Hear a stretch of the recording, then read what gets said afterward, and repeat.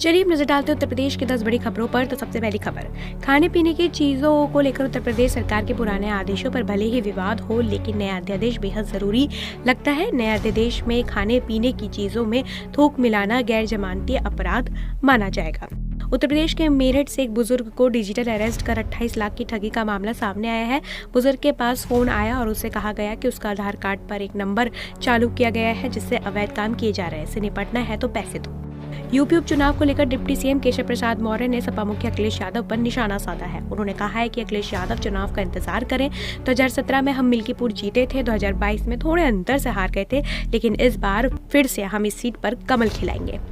अयोध्या की मिल्कीपुर सीट पर होने वाले उपचुनाव को लेकर अब ब्लेम गेम शुरू हो गया है। बीजेपी संगठन और सरकार दोनों इस ब्लंडर के लिए 2022 में मिल्कीपुर के उम्मीदवार गोरखनाथ बाबा को जिम्मेदार ठहरा रहे हैं, लेकिन विपक्ष कह रहा है कि सरकार ने जानबूझकर मिल्कीपुर का चुनाव टालने की कोशिश की है।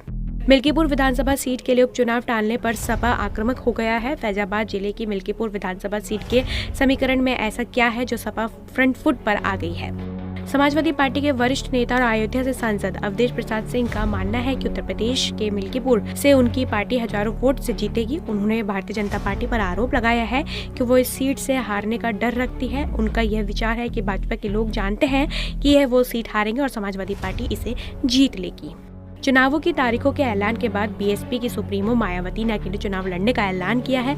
वे दोनों ही राज्य झारखंड और महाराष्ट्र में विधानसभा चुनाव अकेले लड़ेंगी। उत्तर प्रदेश की 9 सीटों पर होने वाले उपचुनाव में भी बीएसपी अकेले चुनाव लड़ने का फैसला किया है। मायावती ने सोशल मीडिया पर पोस्ट करके इस बात की जानकारी भी दी है कि वो अकेले ही चुनाव लड़ेंगी।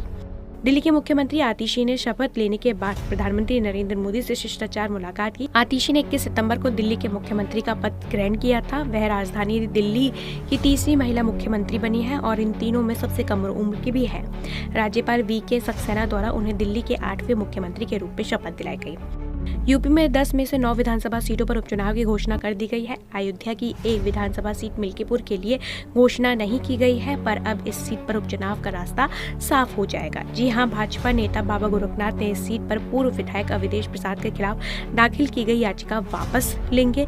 इसके लिए वह लखनऊ हाईकोर्ट पहुंच गए हैं। उन्होंने सपा नेता और पूर्व विधायक अवधेश प्रसाद के खिलाफ याचिका दाखिल की थी। चलिए अब नजर डालते हैं 10वीं खबर पर। काशी और चंदौली के पीडीडीयू नगर को जोड़ने वाले गंगा में प्रस्ताव सिग्नेचर ब्रिज का डीपीआर फाइनल कर लिया गया है। रेल मंत्री अश्विनी वैष्णव ने अपने प्रेस वार्ता में इसका जिक्र भी किया है। 4 लेन का रेलवे ट्रैक और सिग्नल के ऊपर सड़क का ब्लूप्रिंट भी साझा कर दिया है। रेल मंत्री ने बताया है कि आने वाले 100 साल पहले की रेलवे और सड़क यातायात व्यवस्था को ध्यान में रखते हुए 2642 करोड़ के सिग्नेचर ब्रिज का निर्माण किया गया है।